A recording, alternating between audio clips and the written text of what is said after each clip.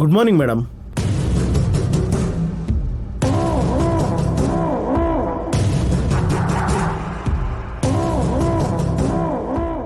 ಏನ್ ಮೇಡಮ್ ಟೆನ್ಷನಲ್ಲಿ ಇದ್ದೀರಾ? ಚಾಣಕ್ಯ ಪರ್ಸಲ್ಲಿರೋ ಆ ಫೋಟೋ ಬಗ್ಗೆನೇನಾ? ಆ ಫೋಟೋನ ಕದೀರಿ ಅಂತ ರಾಮಕೃಷ್ಣ ಅವ್ರಿಗೆ ಚಂದ್ರಿಕಾ ಅವ್ರಿಗೆ ಹೇಳಿದಿರಾ ಅಲ್ವಾ? ಅವರು ಆ ಕೆಲ್ಸದಲ್ಲೇ ಇರ್ತಾರೆ. ಅವರು ಸರಿಯಾಗಿ ಕೆಲಸ ಮಾಡೋ ಅಂತವ್ರಲ್ಲ ಅನಂತು. ಅವರು ಎತ್ಕೊಳ್ಳೋ ಅಷ್ಟ್ರಲ್ಲೇ ದಿವ್ಯಾ ಆ ಫೋಟೋನ ನೋಡ್ಬಿಡ್ತಾಳೇನೋ ಅಂತ ಟೆನ್ಷನ್. ದಿವ್ಯಮ್ಮ ಆ ಫೋಟೋನ ನೋಡಿದ್ರು ಕೂಡ ನಮ್ಗೆ ಯಾವ ನಷ್ಟನೂ ಇಲ್ವಲ್ಲ ಮೇಡಮ್. ಹೇಗೂ ದಿವ್ಯಮ್ಮಗೆ ಚಾಣಕ್ಯಗೆ ಮಧ್ಯ ತುಂಬಾ ಜಗಳ ಏನೋ ನಡೀತಾ ಇದೆ. ಅವರೇ ವಾರಸ್ದಾರು ಅಂತ ತಿಳ್ಕೊಂಡ್ರು ಕೂಡ ಆ ದಿವ್ಯಮ್ಮ ಏನ್ ಮಾಡಕ್ಕಾಗುತ್ತೆ? ಚಾಣಕ್ಯ ಚಂಡಿಯಾಗ ಮಾಡೋದಿಲ್ಲ.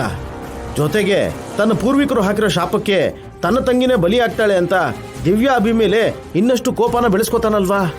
ಅಲ್ಲೇ ನೀನು ತಪ್ಪು ತಿಳ್ಕೊತಿದ್ಯಾ ಅನಂತು. ಈ ಸಮಸ್ಯೆನ ನಾವು 2 ರೀತಿಯಲ್ಲಿ ನೋಡ್ಬೇಕು. ಮೊದಲನೇದು, ಶಾಪ ಹಾಕಿದ್ದು ತನ್ನ ಪೂರ್ವಿಕರೇ ಅಂತ ಗೊತ್ತಾದ ಮರುಕ್ಷಣ ಚಾಣಕ್ಯ ಶಶಿ ಪಶ್ಚಾತ್ತಾಪ ಪಡ್ಬೋದು. ಯಾಕಂದ್ರೆ ಆ ಶಾಪದಿಂದ ತುಂಬಾ ಜನ ಸತ್ತೋಗಿದ್ದಾರೆ. ಅದೇ ಶಾಪ ಇವಾಗ ತನ್ನ ತಂಗಿನ ಬಲಿ ತಗೊಳುತ್ತೆ ಅಂತ ಗೊತ್ತಾದ ಮೇಲೂ ಕೂಡ ಚಂಡಿ ಯಾಗ ಮಾಡ್ದೇನೆ ಚಾಣಕ್ಯ ಇರಲ್ಲ ಅಲ್ವಾ? ಜೊತೆಗೆ ಶಶಿ ಕತ್ತಿಗೆ ತಾಳಿ ಕಟ್ಟೋದಕ್ಕೆ ಅಭಿ ಒಪ್ಕೊಂಡೇ ಇರ್ಲಿಲ್ಲ. ಅದಕ್ಕೆ ಕಾರಣ ಶಾಪ ಅಂತ ಗೊತ್ತಾದ್ರೆ ಅಭಿ ಮೇಲೆ ಚಾಣಕ್ಯಗೆ ದುಪ್ಪಟ್ಟು ಗೌರವ ಬರುತ್ತೆ. ಇನ್ನು 2ನೇದು, ನಿಜ ಏನಂದ್ರೆ ಶಾಪ ಶಶಿಗಲ್ಲ ದಿವ್ಯಾಗೆ ಅಂತ ಗೊತ್ತಾದ್ರೆ ಚಾಣಕ್ಯ ಮತ್ತಷ್ಟು ಕೊರ್ಗೋಗ್ತಾನೆ. ಆ ನಿಜನ ಮನ್ಸಲ್ಲಿ ಇಟ್ಕೊಂಡು ಒದ್ದಾಡಿದ ಅಭಿನ ಹಗ್ ಮಾಡ್ಕೋತಾನೆ. ಮನ್ಸಲ್ಲಿ ದಿವ್ಯಾ ಮೇಲೆ ಬೆಟ್ಟದಷ್ಟು ಪ್ರೀತಿ ಬೆಳೆಸ್ಕೊಂಡಿರೋ ಚಾಣಕ್ಯ ಆ ದಿವ್ಯನ್ನ ಕಳ್ಕೊಳ್ಳೋದಿಲ್ಲ. ಚಂಡಿ ಯಾಗನ ಮಾಡಿ ಬದುಸ್ಕೊಳ್ತಾನೆ. ನನಗ್ ಕಾಣಿಸ್ತಿರೋ ಈ 2 ಸಾಕ್ಷಿಗಳು ದಿವ್ಯಾ ಅಭಿಗೆ ಅನುಕೂಲವಾಗಿದೆ. ಚಂಡಿ ಯಾಗನ ಮಾಡಿ ಶಾಪ ವಿಮೋಚನೆ ಮಾಡ್ಕೊಂಡು ಆ 2 ಜೋಡಿಗಳು ಹಾಯಾಗಿ ಸಂಸಾರ ಮಾಡ್ತಾ ಮಕ್ಕಳನ್ನ ಹೆತ್ತು ಸಂತೋಷವಾಗಿದ್ರೆ ನೋಡಿ ತಡ್ಕೊಳಕ್ಕೆ ನನ್ ಕೈಯಲ್ಲಿ ಆಗಲ್ಲ. ಅದು ನನ್ ಸಾವಿಗಿಂತ ಭಯಂಕರವಾದದ್ದು. ಅದಕ್ಕೆ ಎಲ್ಲ ದಾರಿ ಮುಚ್ಚೋದ್ರು ಒಂದ್ ದಾರಿ ಇರುತ್ತೆ ಅಂತ ದೊಡ್ಡವ್ರು ಹೇಳ್ತಾರೆ ಅಲ್ವಾ ದಿವ್ಯಮ್ಮ? ನಮಗೂ ಒಂದ್ ದಾರಿ ಇದೆ. ಏನ್ ಕೇಶವ? ಆ ಫೋಟೋನ ನ್ಯೂಸ್ ಪೇಪರ್ ಅಲ್ಲಿ ಪ್ರಿಂಟ್ ಮಾಡಿದ್ರೋ ಟಿವಿಲಿ ಟೆಲಿಕಾಸ್ಟ್ ಮಾಡಿದ್ರೋ ಪ್ರಾಬ್ಲಮ್ ಅಲ್ವಾ? ಹಾಗಲ್ದೇನೆ ಅವ್ರನ್ನ ಕಂಡುಹಿಡಿಯೋ ದಾರಿ ಇನ್ನೊಂದಿದೆ. ಆ ಫೋಟೋದಲ್ಲಿರೋ ಮಕ್ಕಳು ಇವಾಗ ಬೆಳೆದು ದೊಡ್ಡವರಾಗಿರ್ತಾರೆ. ಅವ್ರು ಇವಾಗ ಹೇಗಿರ್ತಾರೆ ಅಂತ ಅವ್ರ ಚಿಕ್ಕ ವಯಸ್ಸಿನ ಫೋಟೋ ನೋಡಿ ಸ್ಕೆಚ್ ಹಾಕುವಂತ ಆರ್ಟಿಸ್ಟ್ಗಳಿದ್ದಾರೆ. ಹೌದು ಅಲ್ವಾ? ಆ ಆರ್ಟಿಸ್ಟಿಗೆ ಫೋಟೋ ತೋರಿಸಿ ಆ ಮಕ್ಕಳು ದೊಡ್ಡವರಾದ್ರೆ ಹೇಗಿರ್ತಾರೋ ಆ ಸ್ಕೆಚ್ ನ ಬರೆಸಬಹುದು ಅಲ್ವಾ? ಹೌದು ದಿವ್ಯಮ್ಮ, ಆ ಸ್ಕೆಚ್ ಇಂದ ಅವ್ರನ್ನ ಈಸಿಯಾಗಿ ಕಂಡುಹಿಡಿಯಬಹುದು. Yes, thank you Keshava. ಸರಿಯಾದ ಟೈಮಿಗೆ ನೆನ್ಪು ಮಾಡಿದೆ. ಆದ್ರೆ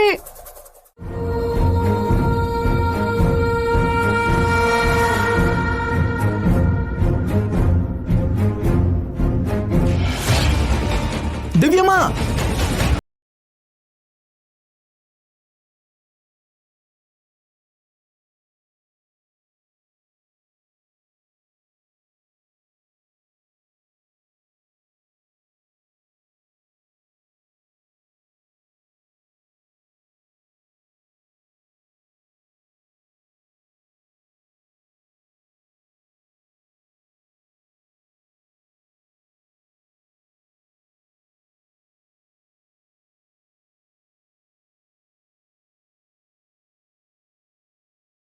ನಂಬಿಕೆ ರೀ. ಅಬ್ಬಾ, ನಿನಗೆ ನಿಜವಾಗ್ಲೂ ಅಷ್ಟು ಪತಿ ಭಕ್ತಿ ಇದೆ ಅಂದ್ರೆ ನಾನ್ ನಂಬಲ್ಲ.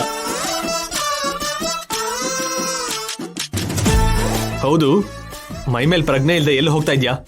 ಹೊರಗಡೆ ಹೋಗ್ಬೇಕಾದ್ರೆ ಎಲ್ಲಿಗೆ ಅಂತ ಕೇಳ್ಬಾರ್ದು ರೀ. ಅನ್ಕೊಂಡೆ ನೀನ್ ಎಲ್ಲಿಗೆ ಹೋದ್ರು ವಾಪಸ್ ನನ್ನ ಹತ್ರನೇ ಬರ್ಬೇಕು ಅಂತ.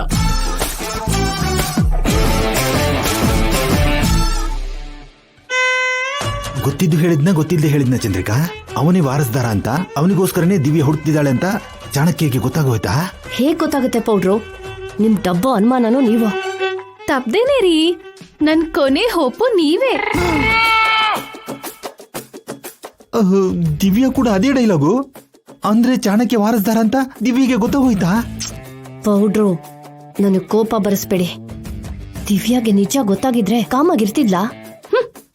ಈ ಡೈಲಾಗ್ ಏನ್ ಕಮ್ಮಿ ಇಲ್ಲ. ಕೇಶವ ಸರ್, ಸರ್, ನೀವೇನು ನಿಮ್ ಜಾಬ್ ಏನು ಸ್ವಲ್ಪನೂ ಅರ್ಥನೇ ಆಗ್ತಾ ಇಲ್ಲ ಸರ್. PA ಜಾಬೇ sir. ಮತ್ತೆ ಆಫೀಸಲ್ಲಿ ಇರೋದ್ ಬಿಟ್ಟು ಮನೇಲಿ ಏನ್ ಮಾಡ್ತಾ ಇದ್ದೀರಾ ಸರ್?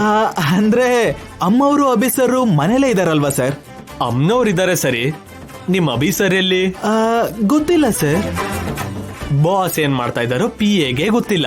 ನನ್ ಮಾಜಿ PA ಸರ್ ತನ್ ಮಾಜಿ ಬಾಸ್ ಹತ್ರ ತುಂಬಾ ವಿಷಯ ಮುಚ್ಚಿಡ್ತಾ ಇದ್ದಾರೆ. ಅಯ್ಯಯ್ಯೋ, ಹಾಗೆಲ್ಲ ಏನಿಲ್ಲ ಸರ್. ಏನಿದೆಯೋ ಏನಿಲ್ವೋ ಸದ್ಯದಲ್ಲೇ ಗೊತ್ತಾಗುತ್ತೆ. ಎಲ್ಲಿಗೋ ಹೊರಟಿದ್ರಿ ಅಲ್ವಾ, ಹೊರಡಿ. ಹೋಗ್ ಬರ್ತೀನ್ರಿ. ಆಗ್ಲಿ ರೀ, ಕ್ಷೇಮವಾಗಿ ಹೋಗಿ ಲಾಭದಿಂದ ಬನ್ನಿ. Thank you sir. ಅಯ್ಯೋ, ನನಗ್ ಥ್ಯಾಂಕ್ಸ್ ಯಾಕೆ ಸರ್? ಯಾವತ್ತೋ ಒಂದಿನ ದೊಡ್ಡ ಸಾರಿ ಹೇಳಿಸ್ಕೋತೀನಿ.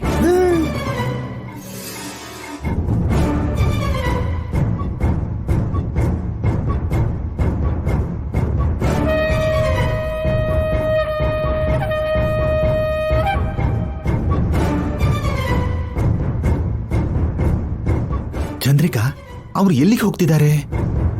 ವಾರಸ್ದಾರರನ್ನ ಹುಡ್ಕಕ್ಕೇನೋ. ಅವ್ರ ಮನೇಲಿ ಅಲ್ವಾ ಇದ್ದಾರೆ? ಆ ವಿಷಯ ಅವ್ರಿಗೆ ಗೊತ್ತಿಲ್ವಲ್ಲ.